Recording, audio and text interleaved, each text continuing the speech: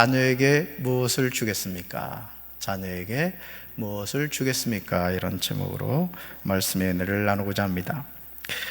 사랑하는 성도 여러분, 여러분은 앞으로 남은 생애를 살면서 사랑하는 자녀에게 무엇을 남겨주고 싶으십니까? 한번 생각해 보세요. 내 남은 생에 사랑하는 자녀에게 난 뭘 남겨주고 싶은가 하고 말이죠.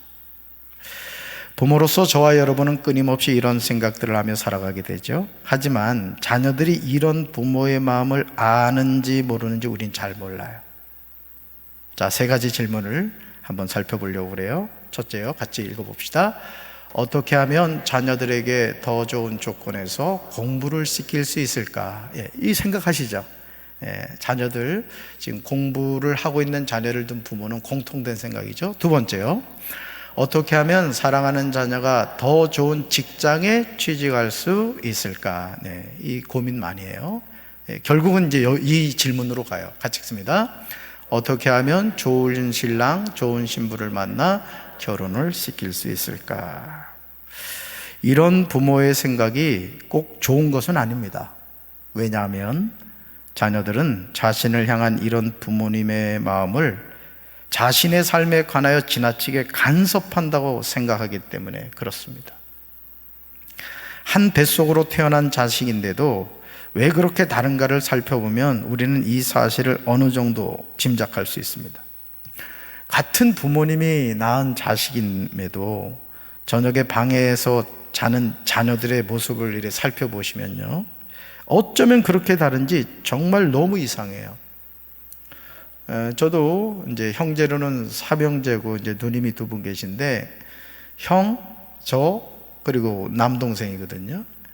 생긴 것도 다르고 성격도 다르고 하여간 달라요. 같은 부모님이 난 자녀들 같지 않아. 그렇죠? 정말 달라도 너무 다릅니다. 분명히 내가 낳은 소중한 아들이고 내가 낳은 딸이지만 달라도 너무 다릅니다. 정말 하나님이 선물로 주신 기업이라는 말씀을 모른다면 우리는 이 미스터리를 영원히 풀지 못할 것입니다. 하지만 하나님은 창조자이시기 때문에 모든 일이 가능하죠. 그러므로 부모인 우리가 자녀에 대해서 생각하는 것과 자녀가 자신에 대해서 생각하는 것이 다르다는 점을 인정해야 돼요. 내가 생각하는 것을 자녀도 똑같이 생각하고 있을 것이다. 이거는 아주 착각 중에 엄청난 착각이라는 거죠. 너무도 당연한 사실임에도 우리가 이 사실을 인정하기까지는 적지 않은 시간이 걸립니다. 아니, 잘 인정하려고 하지 않죠. 자, 세 가지를 볼까요? 아까 질문했던 거예요. 첫째, 읽어볼까요? 우리는 자녀들에게 공부하라고 강요하는 것이 자녀를 위한 것이라고 주장합니다. 우리 부모님들 그래요, 그렇지 않아요? 너무너무 그렇죠. 이 연사 여러분에게 강력하게 주장합니다. 정말 그렇잖아요. 저도 동생이 이제 5살 밑에 남동생이 있어요. 제가 군대를 갔다 이제 휴가를 왔는데 동생이 이제 그때 고등학교를 다니고 있었어요. 이 녀석이 공부를 안 하는 거예요. 그래가지고 이제 형 노릇한다고 그 지게작대기 있죠. 지게작대기. 야, 뒤 안으로 와. 거기 대추나무가 있었어요. 대추나무 짚어. 그래가지고 그냥 빠따를 때렸죠. 공부 열심히 하라고. 그래도 안 하더라고. 그러니까 우리는 자녀를 생각해서 공부해라 하는데 우리 자녀들은 그렇게 생각을 안 한다. 두 번째 볼까요? 같이 읽어볼까요? 우리는 자녀들에게 좋은 대학에 입학하는 것이 자녀를 위한 것이라고 주장합니다. 여러분, 그래요, 안 그래요? 우린 부모의 마음이잖아요. 우리가 좋은 대학 다니는 게 아니잖아요. 너 잘 되라고 열심히 공부해서 좋은 대학 들어가라고 얘기해요. 세 번째 볼까요?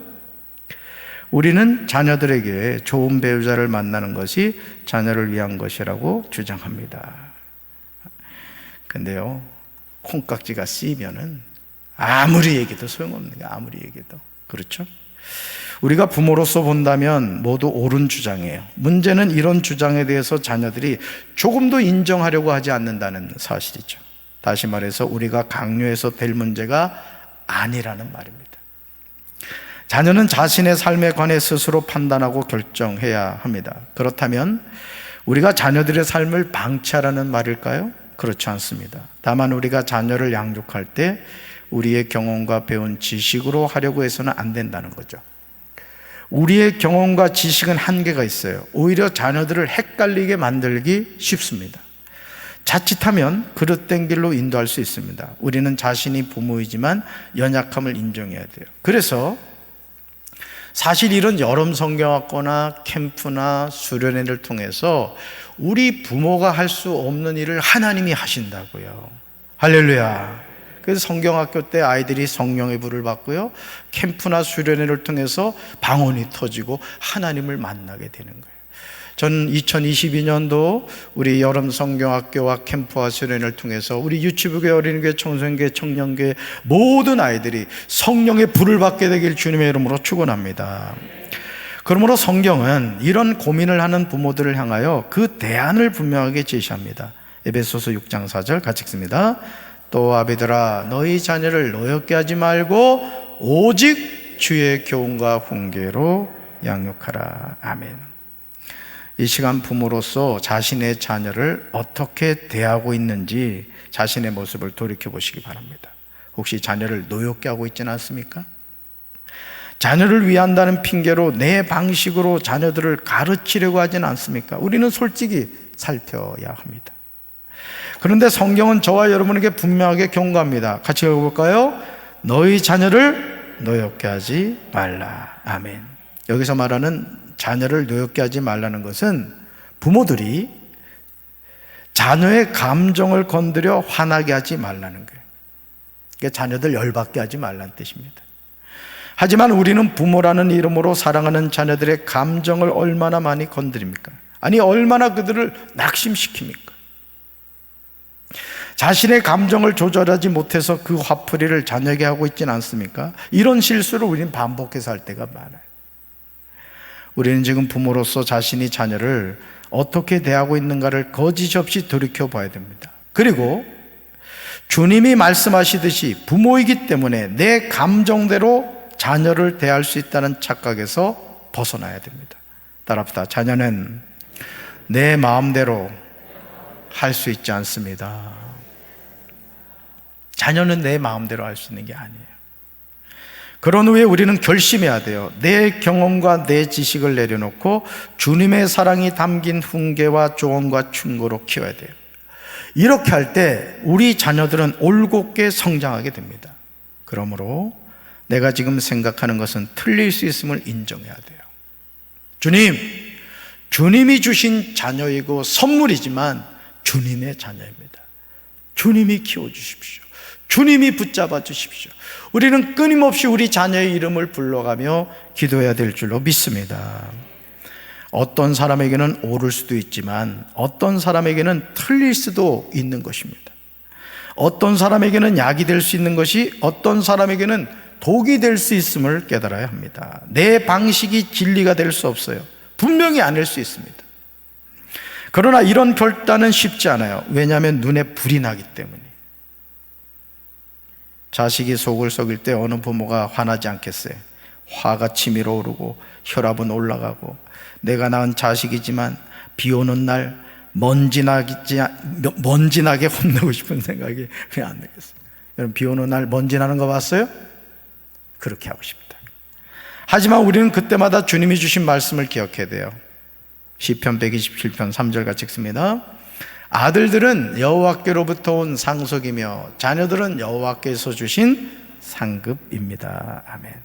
저와 여러분이 주목해야 하는 사실은 바로 이거예요. 첫째, 아들들은 여호와께로부터 온 뭐라고요? 상속이라는 거예요. 상속. 두 번째요, 자녀들은 여호와께서 주신 상급입니다. 아멘이십니까? 아주 정확하게 말한다면 자녀에 대한 소유권은 내가 아닌 하나님께 있습니다. 우리가 이걸 늘 기억해야 돼요. 자녀에 대한 소유권은 나에게 있지 않다는 거예요. 하나님께 있다는 것이죠. 그러므로 우리는 자녀를 양육할 때 내가 마음에 드는 아이로 키우겠다는 욕심을 겸손히 내려놔야 돼요. 내 마음에 드는 자녀로 양육하는 것은 엄밀하게 말하면 하나님께 월권 행위를 하는 거예요. 하나님의 자녀이기 때문에 하나님이 원하시는 자녀로 성장해 가야 돼요. 할렐루야. 우리는 이 사실을 잊지 말아야 됩니다. 자, 이제 우리에게 중요한 한 가지 질문이 남았습니다. 그렇다면 우리는 부모로서 자녀들을 위해서 무엇을 해야 하느냐라는 것이죠. 우리가 부모로서 자녀를 위해 뭘 해야 되느냐? 오늘 사무엘상 12장 23절로 25절은 이 질문에 대해서 정확하게 대답하고 있습니다. 우리가 주목해서 봐야 돼요. 사실 사무엘상 12장은 사무엘이 이스라엘 백성을 향한 마지막 말입니다. 즉 자신의 사역을 회고하면서 백성들에게 이야기하고 있어요. 그러므로 사무엘은 자신이 백성들에게 꼭 하고 싶은 말을 하고 있어요. 사무엘의 유훈입니다. 유훈. 사무엘의 평생 사역에서 가장 소중하게 여긴 것이 무엇인지 알 수 있어요. 사무엘상 12장 23절 같이 읽습니다. 나는 너희를 위하여 기도하기를 쉬는 죄를 여호와 앞에 결단코 범하지 아니하고 선하고 의로운 길을 너희에게 가르칠 것인즉. 아멘. 사무엘의 삶에서 백성을 향한 우선적인 사역은 기도하는 거였어요. 기도. 그것도 기도하기를 쉬는 죄를 여호와 앞에 결단코 범하지 아니했다고 고백합니다. 뭔 얘기죠? 사무엘은 이스라엘 백성을 향하여 죽을 때까지 중보 기도를 한 거예요. 죽을 때까지. 그것을 중단하지를 않았던 거예요. 저는 우리 사랑하는 성도 여러분들도 여러분 자녀의 이름을 불러가면서 그렇잖아요. 부모인 우리는 이 육신을 장막을 벗고 이 세상을 떠나지만 자녀들은 우리가 떠난 이후에도 이 세상을 살아가야 됩니다. 그렇지만 우리가 자녀를 위해서 믿음으로 기도한 그 기도는 사라지지 않고 우리 자녀들의 삶을 통해 열매 맺어지게 될 줄로 믿습니다. 바울도 신앙생활하는 성도들을 향하여 이렇게 선포해요. 같이 읽습니다. 쉬지 말고 기도하라. 한 번 더요. 쉬지 말고 기도하라. 아멘. 선지자이며 이스라엘의 마지막 사세였던 사무엘이 가장 소중하게 여긴 것이 기도라니 놀랍지 않습니까? 그것도 쉬지 않고 기도했다는 그의 고백에서 우리는 아주 중요한 진리를 깨닫습니다. 그것은 하나님의 일은 기도를 통해서만이 이루어진다는 거예요. 여러분 아세요? 기도는 정립이 됩니다. 기도는 정립이 돼요. 우리 여러분 이 포인트 이게 잘 활용하시는 분들이 있더라고요. 마찬가지예요. 우리가 자녀를 위해서 하나님께 믿음으로 기도한 그 기도는 정립이 됩니다. 이걸 깨달으셔야 돼요. 그러니까 우리가 자녀를 향해서 많은 거 해주고 싶죠.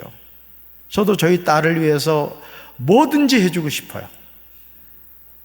그게 아빠로서의 마음이죠. 여러분도 마찬가지일 겁니다. 여러분도 자녀를 위한 것에 대해서는 아깝지 않을 거예요. 그죠? 나는 못 먹어도, 나는 못 입어도 내 자녀를 위해서라면 뭐든지 해주고 싶은 게 우리 부모 마음이죠. 그러나 그 많은 것 가운데 부모로서 자녀에게 해줄 수 있는 가장 최상의 선물이 뭐다? 기도를 정립하는 것이다. 할렐루야. 저와 여러분이 사랑하는 자녀를 양육하는 일이라고 예외겠습니까? 우리는 자녀에게 눈에 보이는 무엇인가를 주기 위해서 평생을 수고하죠. 더 많은 돈을 물려주기 위해서 뼈 빠지게 일합니다. 더 좋은 학교와 학원에 보내기 위해서 열심히 일하죠. 자녀를 위해 더 좋은 것, 더 좋은 직업, 더 좋은 조건의 결혼을 위해 좋은 집도 사주고 자동차도 사주고 유학도 보내주고 할 수 있다면 모든 것을 풀코스로 해주려고 해요. 뭐든지 네가 원하는 일이라면 아빠가 해줄게, 엄마가 해줄게. 이 부모의 마음이. 하지만 자녀를 위해서 기도하는 중요한 일은 등한히 여기는 것을 보게 돼요. 너무 중요한 것인데, 너무 소중한 것인데, 눈에 보이는 것은 다 해주는데 정말 중요한 영적인 유산은 물려주지 못하는 경우가 많다는 것이죠. 자녀를 위해 기도해 주는 것은 더 좋은 것, 더 좋은 직업, 더 좋은 결혼 이외에 과외로 해주는 것 가운데 하나라고 생각을 해요. 그냥 그냥 플러스 1+1 정도로 생각한다는 얘기예요. 그러나 자녀를 위한 기도가 없는 돈과 성공은 자녀를 하나님에게서 더 멀어지게 하는 사망의 늪이라는 사실을 깨달으셔야 돼요. 1순위가 뭐라고요? 우리가 자녀에게 물려줘야 될 1순위가 기도입니다. 기도. 따라합시다. 기도가 자녀에게 가장 큰 선물입니다. 아멘. 하나님을 모르는 사람이 돈이 많아요. 하나님을 모르는 사람이 성공했어요.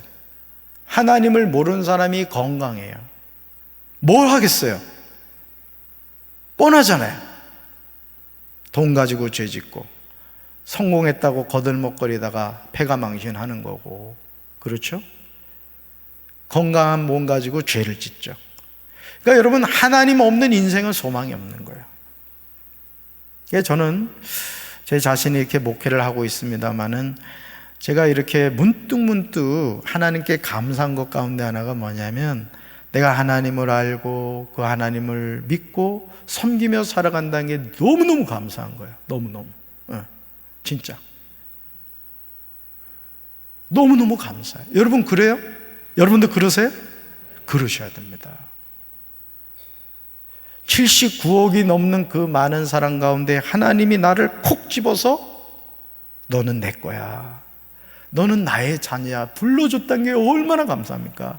윤석열 대통령이 청와대 이제는 청와대가 아니지, 대통령실 불러준 것보다 더 감사한 일이라고요. 자, 세 가지를 볼까요? 첫째, 같이 읽어봅시다. 하나님 없는 돈은 사람을 타락하게 만듭니다. 두 번째요, 하나님 없는 건강은 사람을 죄짓게 만듭니다. 세 번째요, 하나님이 없는 성공은 사람을 교만하게 만듭니다. 그렇다면 왜 우리는 자녀를 위해서 눈물로 기도해야 될까? 왜 돈이나 집이나 자동차나 다른 그 무엇보다 자녀를 위한 통곡의 기도를 회복해야 합니까? 사무엘이 선하고 의로운 길을 너에게 가르칠 것인즉이라는 고백에서 그 이유를 깨닫게 됩니다. 그것은 우리가 자녀를 위해서 깨어 기도함으로 선하고 의로운 길을 자녀들에게 가르칠 수 있으므로 그렇다는 거죠. 이런 이야기를 하면 적지 않은 부모들이 속으로 이렇게 생각해요. 목사님, 세상 물정을 너무 모르시네요. 기도한다고 자녀들이 성공합니까? 자, 그렇다면 저는 다시 그런 생각을 하는 부모님들에게 묻고 싶어요. 하나님을 모르는 사람이 대통령이 되고 장관이 되면 뭐합니까? 빌 게이츠처럼 세계 최고의 갑부가 되면 뭐하겠어요? 신앙이 없는 세상의 성공은 주님을 더더욱 멀리 떠나게 합니다. 그러니까 여러분, 우리가 정신을 바짝 차려야 되는 거예요. 어떻게 보면 우리가 부모로서 자녀에게 물려줘야 될 가장 최상의 유산은 신앙입니다. 신앙. 이걸 고백할 수 있는 부모가 되어야 된다고요. 가난해서 내가 자녀에게 물려줄 유산이 아무것도 없다, 땅 한 평 물려줄 것이 없다, 괜찮아요. 기도해 줄 수 있잖아요. 그럼요. 자녀들은 속상하겠죠.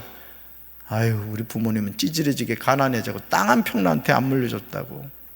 그렇지만 하나님께 믿음으로 그 이름을 불러가며 기도할 때 누가 그 인생을 책임질까요? 하나님 책임지시는 거예요. 할렐루야. 우리가 이 믿음의 고백이 있는 게 참된 신앙이지, 세상 사람들하고 똑같은 세상적인 관점으로 돈이나 물려주려고 그러고 세상 성공의 방법이나 가르쳐 주려고 그러면 그건 믿음의 부모가 아니에요. 자녀를 그건 타락시키는 거죠. 사랑하는 성도 여러분, 여러분 아세요? 이 세상에서 그 어떤 사람이든 그가 예수님을 믿지 않는 사람은 그가 대통령이건 장관이건 세계 최고의 갑부라고 하더라도 지옥 갑니다. 그러니까 여러분들이 이 사실을요 심각하게 받아들이셔야 됩니다. 내 자녀가 예수님을 믿지 않으면 지옥 간다, 이게 지옥 간다. 여러분 믿습니까? 어찌 대답이 이리 시원찮아요? 믿습니까? 그러니까 여러분들이 아직 돌아가시지 않았다. 여기서 돌아가신 분 없죠? 혹시 영으로 와 계신 분 없죠? 그러면 여러분이 오늘 이 저녁에 아주 뼛속 깊이 새겨 넣으세요. 내 자녀의 이름이 하느님 나라 생명록에 기록되게 하옵소서. 예를 들어 출가한 자녀들이라면 우리 사이가, 우리 며느리가 하나님 나라의 생명록에 기록되게 하옵소서. 여러분, 제가 언젠가 말씀을 드렸습니다만 조지 물러 목사님 하면 기도잖아요, 그죠? 근데 그 조지 물러 목사님이 5명의 친구가가 있었다 그래요. 그래서 이 조지 물러 목사님이 그 친구들을 위해 기도했다 그러네요. 근데 어떤 친구는 기도하고 한 달 만에 예수님을 영접하더래요. 어떤 친구는 1년 만에 영접하더래요. 어떤 친구는 5년인가 하여간 그때 영접을 하더라는 거예요. 근데 이 2명이 끝까지 버텼다는 거예요. 근데 한 친구는 조지 물러가 죽기 전에 예수님을 영접을 했다는 거예요. 자신을 위해서 기도했다는 말을 듣고 감동해가지고 예수님을 영접하고 구원받았대요. 자, 1명 남았죠? 1명. 이 친구는 조지 물러 장례식에 왔다가 조지 물러가 너를 위해 평생을 기도했다는 말을 듣고 회개하고 돌이켜 예수님을 영접했다는 거예요. 응답이 됐어요, 안 됐어요? 그러니까 여러분들, 제가 이 예화를 왜 드냐면 우리가 하나님 앞에 기도했을 때 즉시 응답이 되는 경우도 있고 기다려야 되는 경우도 있고 우리가 육신의 장막을 벗은 후에 응답되는 경우도 있단 말이에요. 그러나 분명한 사실은 심으면 거두게 된다 이거예요. 할렐루야. 요한복음 14장 6절에서요, 예수님은 우리가 아버지 하나님께 가는 유일한 방법을 제시하십니다. 이건 암송하셔야 될 말씀이에요. 같이 읽습니다. 예수께서 이르시되 내가 곧 길이요 진리요 생명이니 나로 말미암지 않고는 아버지께로 올 자가 없느니라. 아멘. 아버지께로 올 자가 없다는 건 뭐예요? 천국 갈 수 없다는 거예요. 길과 진리와 생명 되시는 예수님을 통해서만 천국 간다 이거예요. 하나님의 사람인 사무엘은 이 진리를 잘 알았던 것입니다. 그러므로 그의 삶에서 가장 소중한 것은 이스라엘 백성을 위해 진심으로 기도하는 일이었어요. 참 지도자죠. 저 또한 그렇습니다. 제가 이 교회 담임 목사로서 성도 여러분들을 위해서 해줄 수 있는 최고의 선물은 뭘까요? 기도해 드리는 거예요. 기도해 드리는 거예요. 이번 주일날 박범숙 집사님이 교회를 안 나왔어요. 이현옥 권사님 남편 되시죠. 그래서 전화를 드렸죠. 전화를 드렸더니 외모하고 이 목소리가 확 다르더라고요. 그래서 이제 전화를 드렸더니 이제 눈에 병이 생기신 거예요. 그래서 이제 병원에서 많은 사람들이 있는 곳은 좀 피하는 게 좋다 해가지고 8월 첫 주부터 오기로 했어요. 여러분, 우리가 하나님을 섬기며 살아갈 때 담임 목사가 여러분에게 줄 수 있는 최고의 선물은 뭐냐? 기도해 주는 겁니다. 그러니까 여러분들이 어떤 가정의 문제나 개인의 문제가 있을 때 제 전화번호 알죠? 010-3661-1153이에요. 전화하세요. 문자 보내세요. 목사님 이런 일이 있어요. 기도해 주세요. 여러분이 기도의 능력을 알고 기도의 능력을 믿는다면 꼭 그렇게 하십시오. 합력할 때 선을 이루게 될 줄로 믿습니다. 사무엘의 삶에서 가장 소중한 것이 이스라엘 백성을 위해 진심으로 기도하는 일이었습니다. 사무엘은 자신이 기도를 중단하는 것을 여호와 앞에서 죄를 범하는 것이라고 고백합니다. 사무엘의 이 고백 후에요, 그는 마음을 다해서 백성들에게 이렇게 권면해요. 같이 읽습니다. 24절, 너희는 여호와께서 너희를 위하여 행하신 그 큰 일을 생각하며 오직 그를 경외하며 너희의 마음을 다하여 진실이 섬기라. 아멘. 사무엘이 유언입니다. 지금 사무엘은 이스라엘 백성들에게 아주 중요한 사실을 말해요. 3가지요. 첫째, 읽습니다. 여호와께서 너희를 위하여 행하신 그 큰 일을 뭐하라? 생각하라. 생각하라. 두 번째요, 오직 여호와를 경외하라. 세 번째요, 너희의 마음을 다하여 진실이 섬기라. 사랑하는 성도 여러분, 지금 하나님의 사람인 사무엘의 이 외침이 들리십니까? 생각하라, 경외하라, 섬기라. 그리고 사무엘상 12장 25절에서 분명하게 경고하고 있습니다. 같이 읽습니다. 만일 너희가 여전히 악을 행하면 너희와 너희 왕이 다 멸망하리라. 아멘.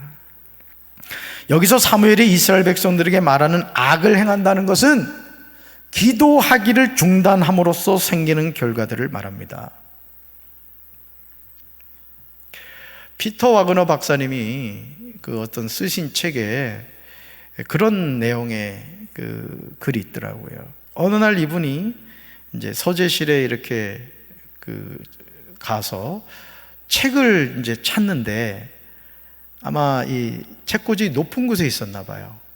그래가지고 사다리를 타고 올라가서 이제 그 책을 딱 짚고 내려오려고 하는데 발을 헛디딘 거예요.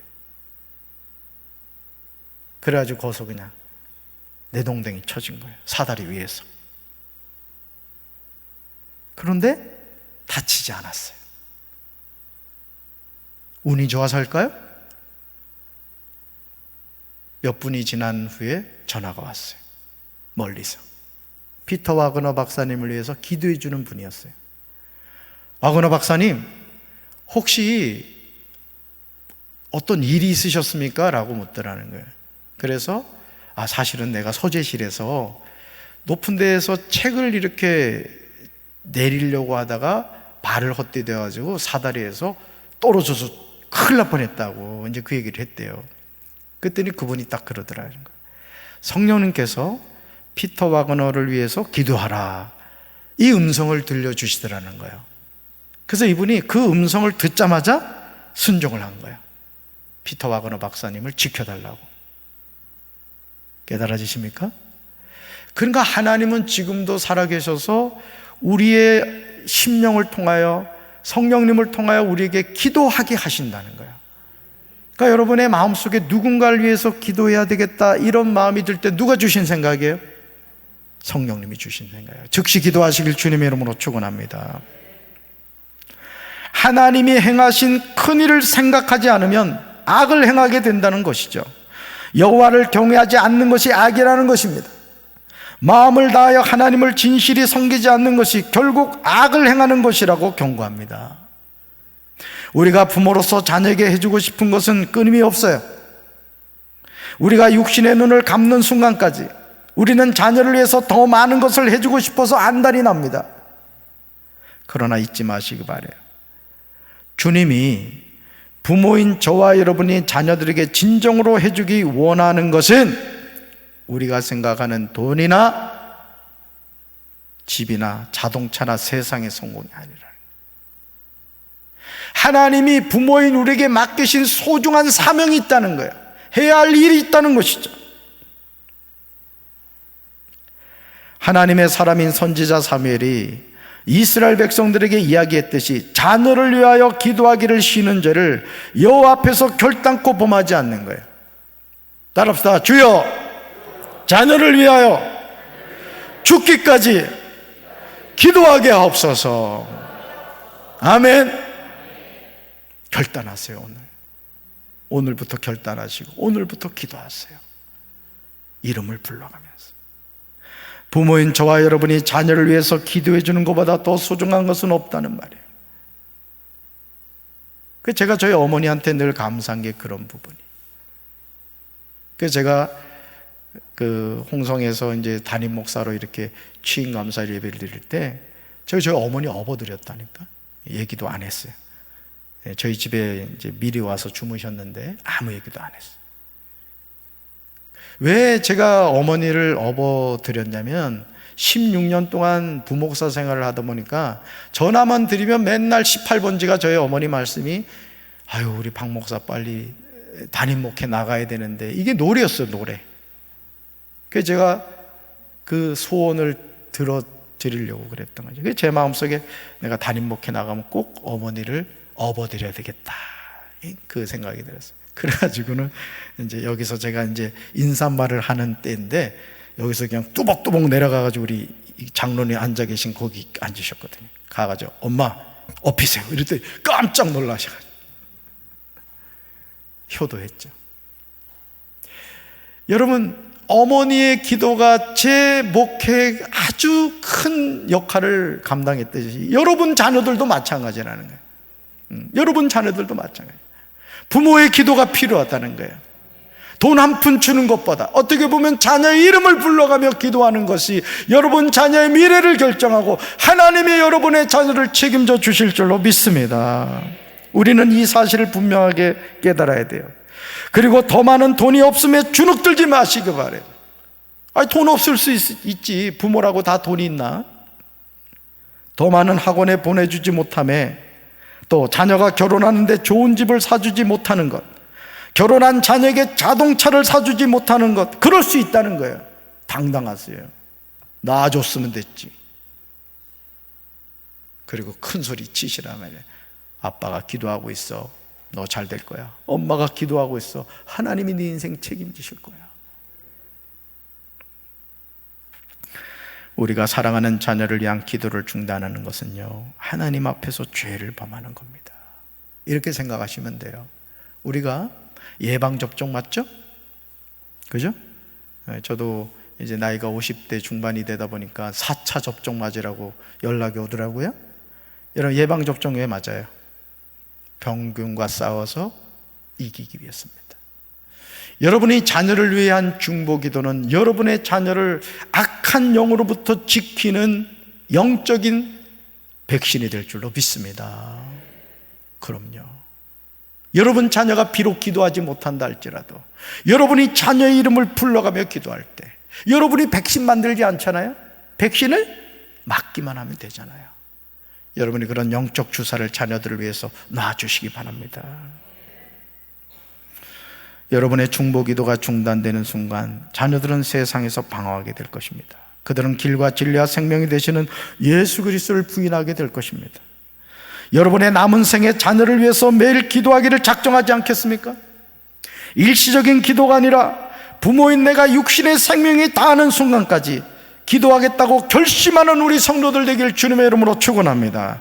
이런 결단과 결심이 항상 있으시기를 주님의 이름으로 축원합니다. 따라합시다. 주여, 부모로서 자녀를 위해 죽기까지 기도하는 부모가 되겠습니다. 아멘. 그런 부모들 되시기를 주님의 이름으로 축원합니다. 가슴에 손 얹겠습니다. 하나님 아버지, 우리는 자녀를 위해서 정말 많은 것을 해주고 싶습니다. 좋은 옷도 사주고 싶고, 좋은 환경에서 살아가게 해주고 싶고, 차도 사주고 싶고, 집도 사주고 싶고, 해주고 싶은 게 너무나 많습니다. 그러나 주님, 우리가 자녀들을 위해서 그 많은 것을 해준다 할지라도 그 자녀가 예수님을 믿지 않는다면 그런 것들이 무슨 유익이 있겠습니까? 주님, 이제 우리가 부모로서 혹여나 자녀들이 믿지 않는다면, 믿다가 실족했다면 우리가 그의 이름을 불러가며 기도할 때 하나님께서 우리의 기도를 기억하시고 우리 자녀의 이름을 하나님 나라 생명록에 기록하여 주실 줄로 믿습니다. 기도하기를 쉬는 죄를 범하지 않게 도와주시고 우리 가정과 가문이 인가기도 되게 하옵소서. 예수의 복음으로 구원받는 가정이 되게 하여 주옵소서. 주 예수를 믿으라. 그리하면 너와 내 집이 구원을 얻으리라. 주여, 우리 가정이 구원받게 하옵소서. 축복하여 주시옵소서. 기도하는 부모님들이 되게 하여 주시옵소서. 이제는 우리 주 예수 그리스도의 크신 은혜와 하나님 아버지의 한없는 사랑과 성령님의 교통하심이 사랑하는 자녀를 위하여 죽기까지 기도하며 살기를 원하는 사랑하는 주의 백성들 위해 이제부터 영원토록 함께하여 주시기를 간절히 축원하옵나이다. 아멘.